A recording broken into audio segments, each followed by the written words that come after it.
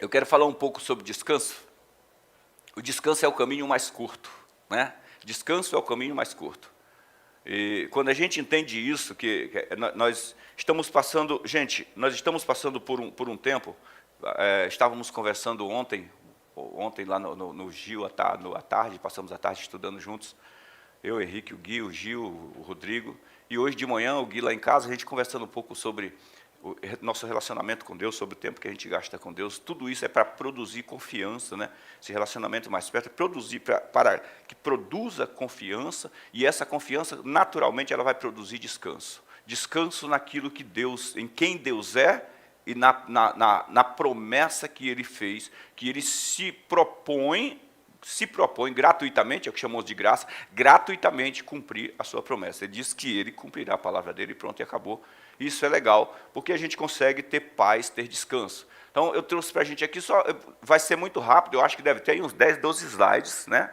Eu não quero também cansar vocês com um monte de coisas. Então, peço que vocês prestem atenção, caminhem comigo aí, pensando um pouquinho o que estava passando pela minha cabeça, para falar disso aí um pouco, né?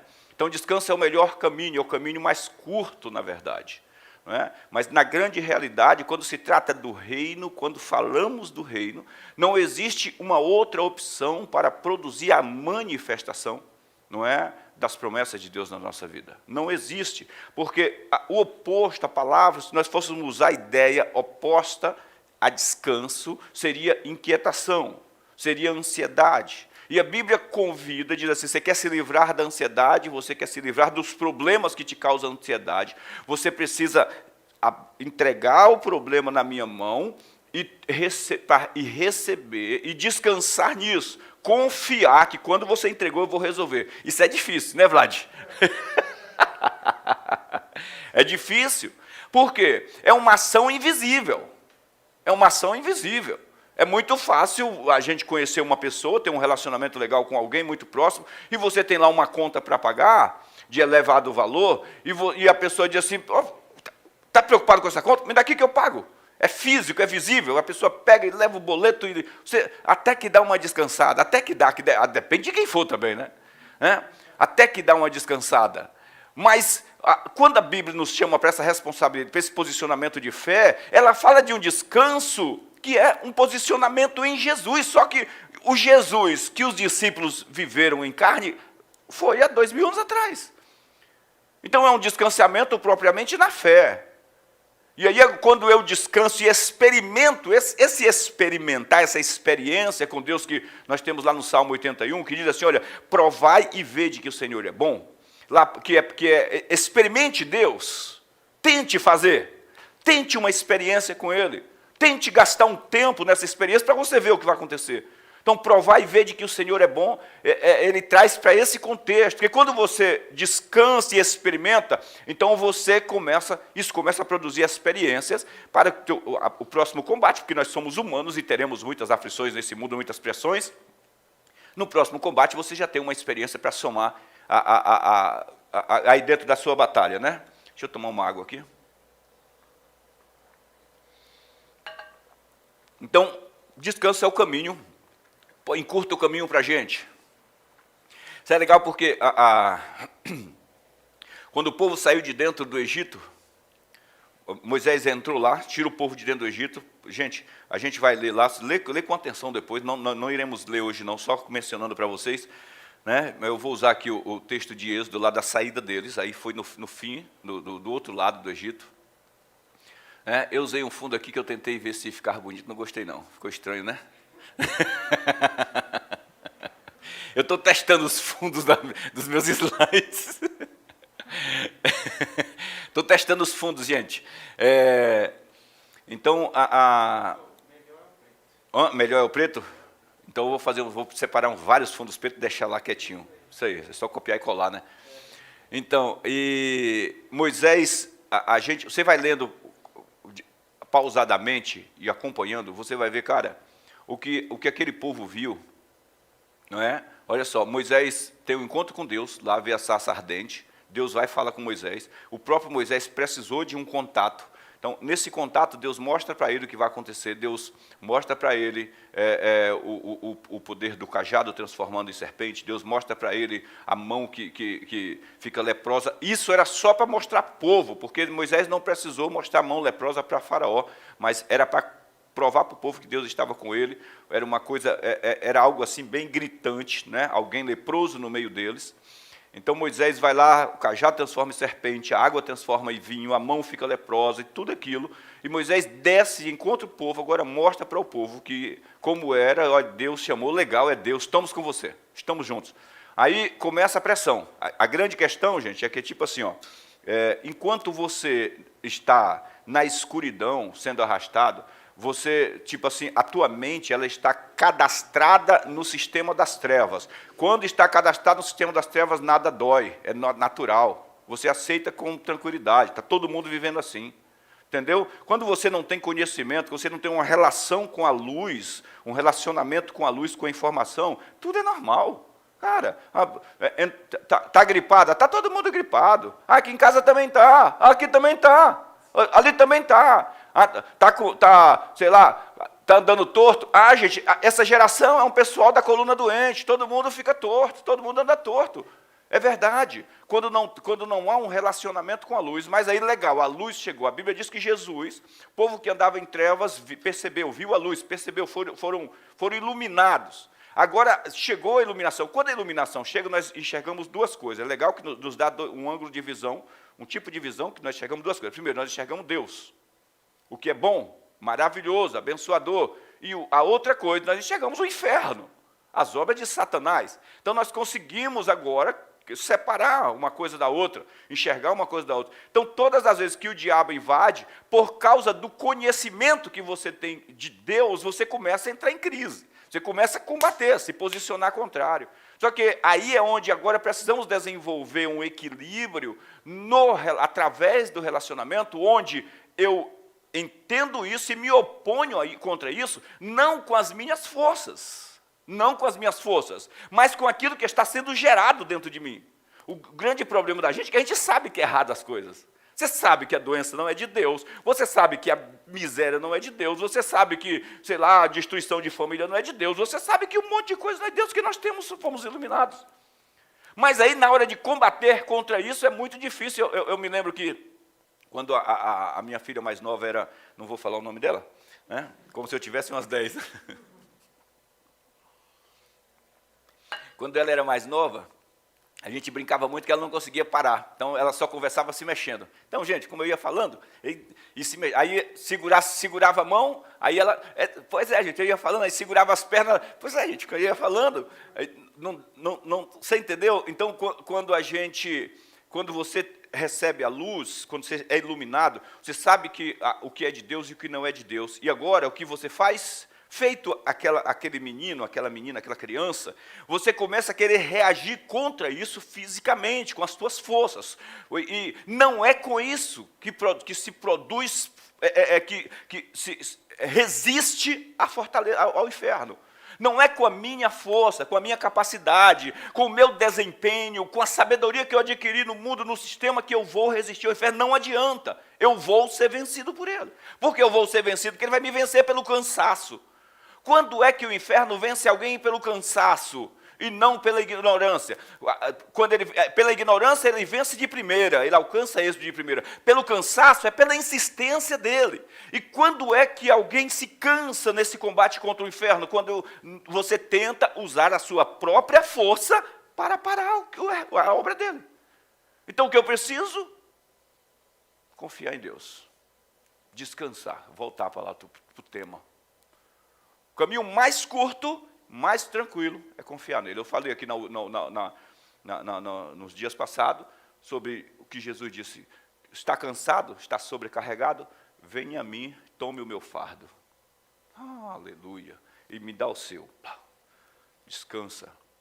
Mas como eu vou fazer isso, gente? Aí alguém diz, pastor, mas eu tenho que parar? Esse é um posicionamento espiritual. Começa no posicionamento espiritual, porque tem coisas, tem situações que você tem que se posicionar fisicamente também. Tem que parar e curtir a viagem. Fala para alguém que está em volta de você, que não é muita gente, curte a viagem. Por favor. Isso aí. curtam a viagem, gente.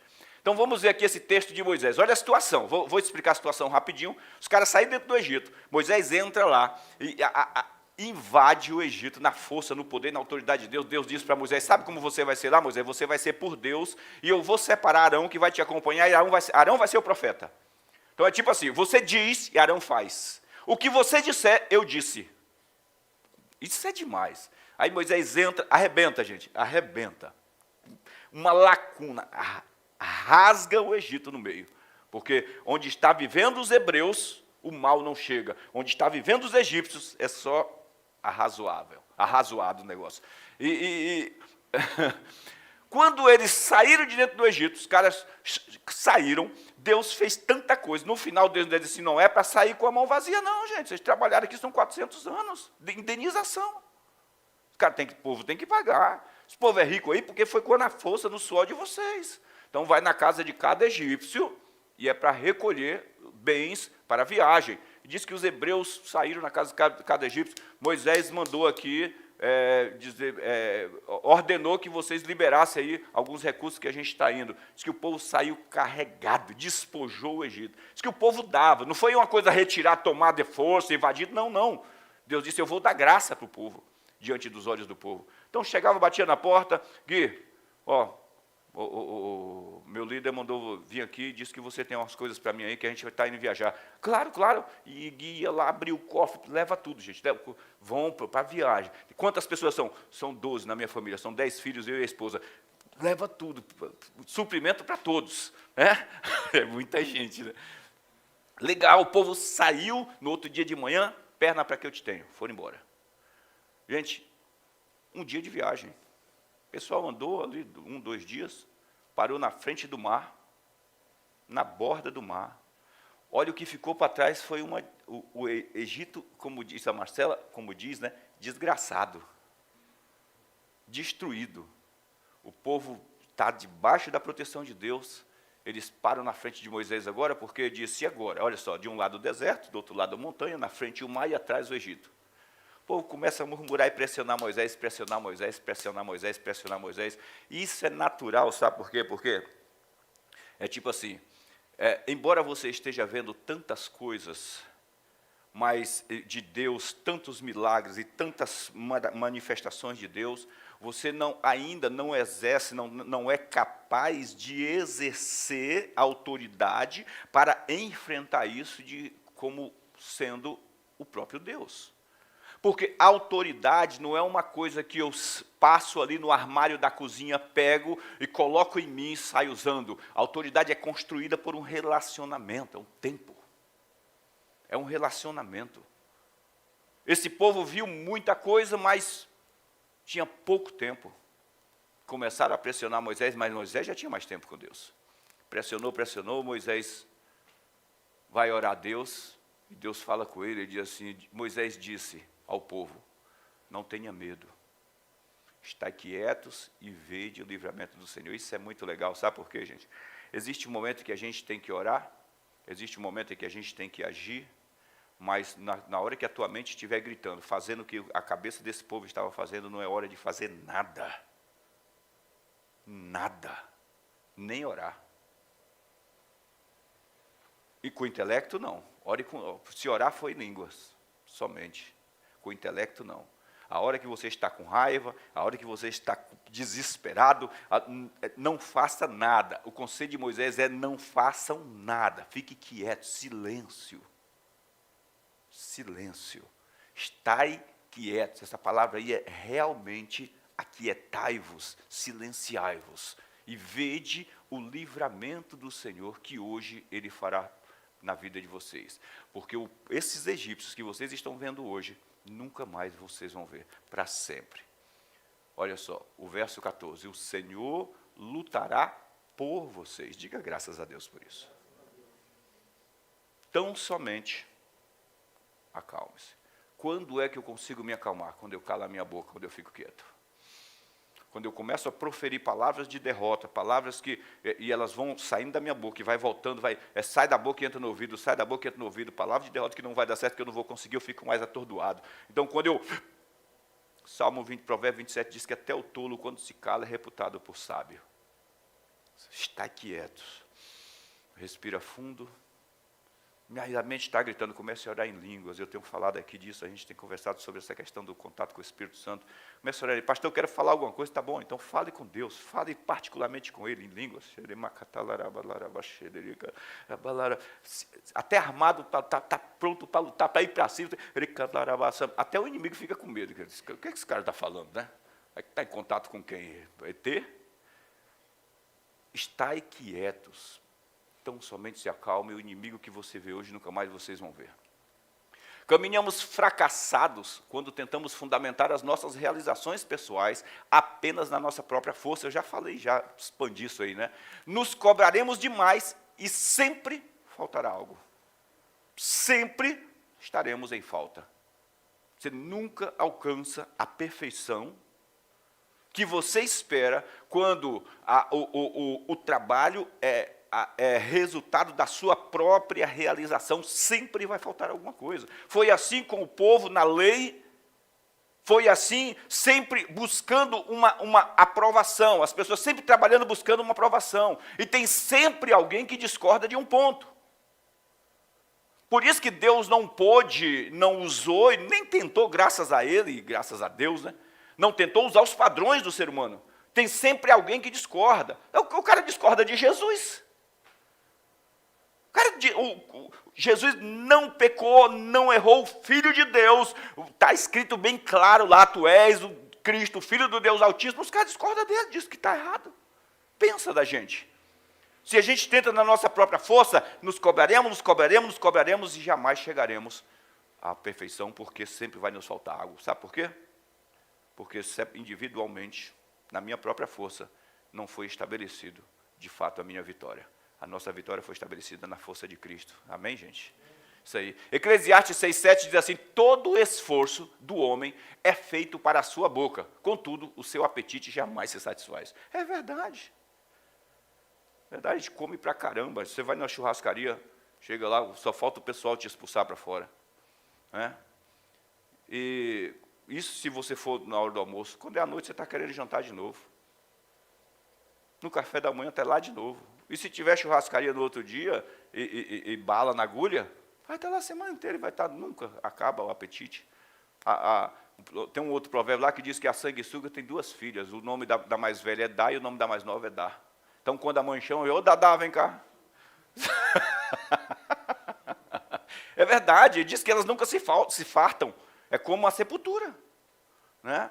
A obra de Cristo inicia um novo tempo, uma nova forma de existência e uma nova vida para inaugurar esse tempo. Olha só, um novo tempo, uma nova forma de existência e uma nova vida. Sem esse entendimento, é um novo modelo de relacionamento com Deus, é um novo modelo de tratamento do próprio Deus, também uma nova criatura para viver esse novo modelo de tudo novo que Deus cria. Não dá para o velho tentar viver o novo. Nós vamos ficar de cima do muro, olhando a beleza do jardim, mas não podendo entrar nele. E de vez em quando cai lá, sei lá, um frutinho para o lado de fora. E a gente fica pegando frutos e comendo daquilo que cai para o lado de fora, das migalhas que caem da mesa do Pai, não é nem do Senhor, porque, embora sendo filhos, nós não conseguimos eliminar de uma vez o pensamento medíocre, derrotado, e de ansiedade e inquietação, embora tenhamos as experiências da própria força, do próprio esforço, da própria tentativa. Gente, falando do Adailton, eu tenho uns 50 anos. Meu Deus, é ruim quando chega nesse número, né?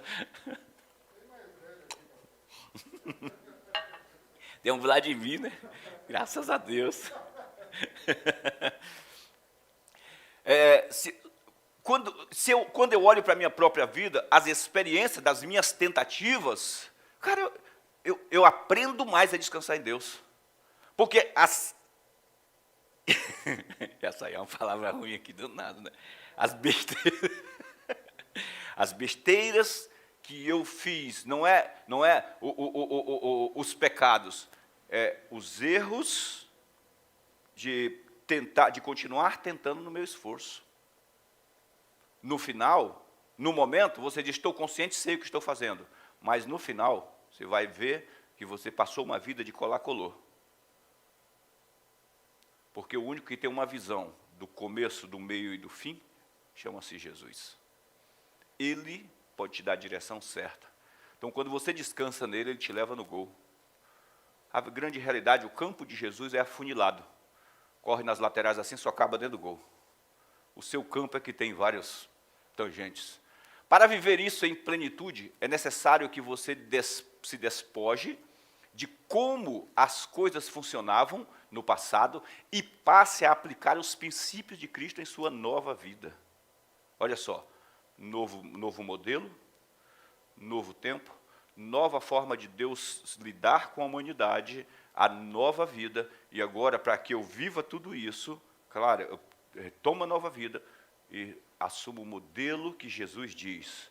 Agora, a gente estava falando disso hoje, né, sobre a pessoa que olha no espelho e vê o rosto natural. Tiago diz que aquele que é ouvinte da palavra e não praticante, o que ouve e não pratica, ele é semelhante, o que não pratica é semelhante ao homem que olha no espelho o seu rosto natural e diz que vai embora e logo já não se lembra da imagem que viu. Ele está dizendo assim, é o cara que ele olha no espelho, ele ouve a palavra diz que ele é mais do que vencedor. Ele diz, legal, é mais do que vencedor. Mas ele olha no espelho e ele vê apenas o homem natural, porque ele não aplica a palavra na vida dele. Aquele que pratica, ele é aquele que ouve, aprova, retém no coração e coloca em prática. Esse cara vive essa nova criatura. Aquele que apenas ouve e não pratica, ele olha e ele sempre vê um derrotado, ele sempre vai lidar com um derrotado, porque ele vai tentar fazer na própria força. A Bíblia diz que isso é orgulho, né? Que diz que Deus resiste ao soberbo, é aqueles que resistem à palavra. O descansar não é uma sugestão no reino, é um princípio que desencadeia as manifestações de bênçãos. Presta atenção, descansar, gente, não é uma sugestão. Descanso, quem está, olha só, estar em Cristo significa descanso. Estar em Cristo não é uma sugestão. Pastor, olha, eu quero viver abençoado, com liberdade, com paz, com tranquilidade, sem descanso. Não tem como. Por isso que não é uma sugestão. Porque eu poderia dizer assim, olha, gente, daqui para... Vocês podem ir para a minha casa pela Corifeu, vocês podem ir pela Politécnica, vocês podem ir pela Raposo, vários caminhos vai chegar lá. Mas quando se trata de viver uma vida plena em Deus, só tem uma forma. Primeiro, por meio de Jesus, quando você está em Jesus, você tem descanso. Jesus diz em João 10:9, ele diz assim, eu sou a porta. O ladrão não virá, se não for para matar, roubar e destruir, eu venho para que vocês tenham ouvido e vida em abundância. Ele diz, olha, eu sou a porta. Quem entra por mim, quem entrar por mim, salvar-se-á. Entrará em mim e sairá do sistema do mundo, e em mim ele achará pastagens. Então, estar em Cristo, gente, é descanso. Quando você descansa, você começa a ver o que tem à sua disposição. Pastor, eu estou orando e pedindo para Deus me revelar na minha vida. Eu digo, para, cara, descansa. E ele vai abrir os teus olhos. Você vai ver, respira fundo. Descansa, fala com ele. O seu papel é receber o que ele fez e manter este contato com ele, se permitindo ser absorvido pela glória da presença dele constante.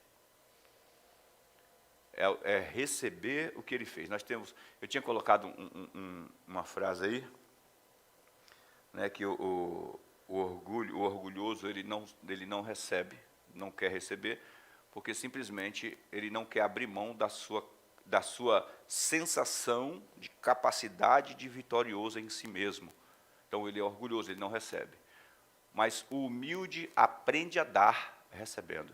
Isso é muito legal, porque a mão que recebe é a mesma mão que está aberta para dar. O orgulhoso não abre a mão, portanto, ele não recebe e ele jamais vai aprender a dar. Oséias 11 diz assim, olha, eu os atraí com cordas humanas, com laços de amor. Fui para ele como quem alivia o jugo de sobre as suas queixadas, e me inclinei para dar-lhes de comer. Olha que relacionamento de Deus. Gente, eu os atraí com o conforto que eles esperavam. Eu os atraí de forma, eu cerquei eles de bondade. É isso que Deus está falando. Ele disse, cara, eu não deixei, não fiz com eles como fiz com João Batista, não, que eu deixei lá no deserto se virando sozinho. Não, eu envolvi, cerquei eles de bondade. Cordas humanas fala de bondade, de natural. E com laços de amor, com a minha presença, fui para com ele, como quem alivia o jugo de sobre as suas queixadas, e me inclinei para dar-lhe de comer. Jeremias 31:3, ele diz, o Senhor lhe apareceu no passado, dizendo, eu a amei, com amor eterno, com benignidade te atraí. Isso é maravilhoso. Tenha certeza, feche seus olhos, feche os olhos de vocês aí um pouquinho. Feche aí. Fale comigo assim, Pai, eu decido confiar no Senhor e na sua palavra. Eu descanso nas tuas promessas, porque eu sei que o Senhor é fiel para cumprir o que disse ao meu respeito. Fale comigo, eu sou em Jesus mais do que vencedor. Fale assim, eu sou em Jesus abençoado. Fale, eu sou em Jesus próspero. Eu sou em Jesus curado. Fale, eu sou em Jesus uma pessoa de família vitoriosa. Dá uma salva de palmas para Jesus. Isso é uma declaração de quem você é. Essa é a nossa realidade, gente, é a tua realidade. Como você recebeu a Cristo? Pensa aí, no passado. Quantos de nós já tinha lido a Bíblia inteira antes de vir para a igreja? Quantos de nós tinha alguns versos decorados antes de vir para a igreja? Quantos de nós já estávamos crendo antes de vir para a igreja? Você recebeu a Cristo na simplicidade, no campo de uma grande, talvez muitos, no campo de uma grande necessidade. Estava passando um aperto, uma dificuldade, muitos de nós viemos por várias situações, um por causa do casamento, outro por causa, sei lá, de filhos, de marido, de esposa, de emprego, sei lá, pela influência de um amigo que convidou e que chegou lá, a palavra tocou em você, e várias situações. Mas quando chegou lá, cara, você ouviu aquilo, tocou no teu coração, você, eu quero. Nessa simplicidade. E no momento em que aquilo tocou no seu coração e você disse, eu quero, você recebeu aquilo que te trouxe tranquilidade, paz. Nossa, cara, eu fui na igreja hoje, foi uma bênção. Até recebi Jesus. Continue assim, simplicidade. Continue como aquele menino, sabe que relaxa. O Vitor Hugo que vai no colo de todo mundo, né? A gente chega e não tem resistência para vir no colo, ele vai. Assim. Ande nele dessa forma. Percebe que a sua fé inicial foi suficiente para te salvar e agora você tem dificuldades para receber coisas muito simples? Percebe que no começo, sabe uma pessoa que pesa 200 quilos e ela faz o regime, o testemunho é geral para todas. No primeiro mês de regime perdi tantos quilos. No segundo, perdi só metade. No terceiro, só um terço, só um quarto. No terceiro, só um terço. No quarto, só um quarto. No quinto, só um quinto. E daí por diante, e hoje luto um mês para perder meio quilo. Essa sensação. No começo, a gente acreditou que ter recebido ele sem saber nada da Bíblia foi suficiente para nos livrar do inferno e nos colocar no céu. E hoje, coisas tão simples, muito menores, infinitamente menores, indizivelmente menores, imensuravelmente menores, incomparavelmente menores do que morar no céu, nós temos dificuldade de receber. E isso não tem nada a ver com Deus, tem a ver com a gente. Como a gente enxerga. Deus não muda. Mas o nosso grau de concentração na palavra, sim. Permitindo a concorrência em nosso interior. Aqui, ó. às vezes, aquilo que ele disse naquele dia foi importante demais para a gente. Nossa, novidade, cara, eu nunca tinha ouvido dessa forma. Tocou no lugar que eu precisava tocar, veio com o dedo direto naquele... Sabe quando você tem um lugar que está coçando e você pede para alguém coçar e a pessoa vem e acerta direitinho naquele carocinho que é gostoso demais? Você chega a viajar, achou. Aquela palavra foi naquele lugar, tudo que fez você se desmontar. E agora, coisas pequenininhas, parece que não está tocando naquele lugar. Mas onde é que está a concentração, na verdade? Jesus disse, toma cuidado com o que vocês escutam. Porque eu vim para ser colocado em lugar alto e iluminar os que estão na casa. Só que eu estou aqui falando com vocês e vocês estão com dificuldade para ouvir. Aí os discípulos, opa. A concentração na palavra permite concorrências internas. Tiago, no capítulo 4, ele diz assim, por que há tantas guerras dentro de vocês? Por que há tantos combates aí dentro de vocês? Vocês pedem e não recebem. Vocês estão pedindo baseado nos combates que está dentro de vocês, nos combates, nas concorrências. Tudo está concorrendo, a vaidade, a vontade, o desejo, a inveja, um monte de coisas na mente de vocês, e depois que vocês não recebem. Pedem por causa baseados na gritaria interna. Se o inferno sabe que onde você deposita a sua confiança, você extrai as suas riquezas, imagine se ele vai querer te dar paz. Filho, se ele sabe, o ladrão, quando ele vai roubar a casa de alguém, ele fica olhando, pensando onde possivelmente, para ser rápido, esse cara concentra os tesouros dele.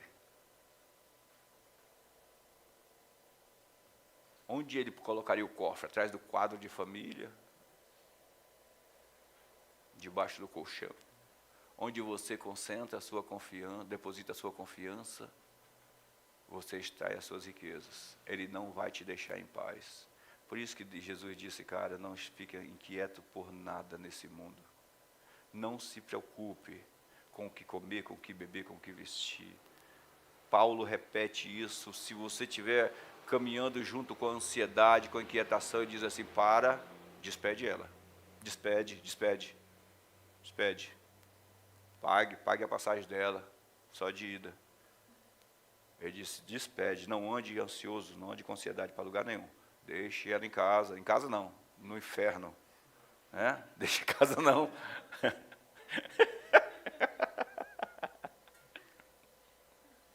Cadê a ansiedade? Ansiedade, porque você não veio. Despede ela, manda ela embora. Não tem conversa não.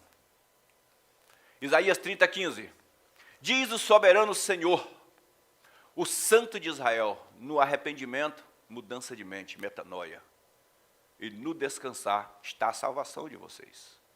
Em estar quietos e confiar está a sua força. A grande questão é, mas vocês não quiseram. Pelo contrário, aí o diabo entra. Amém.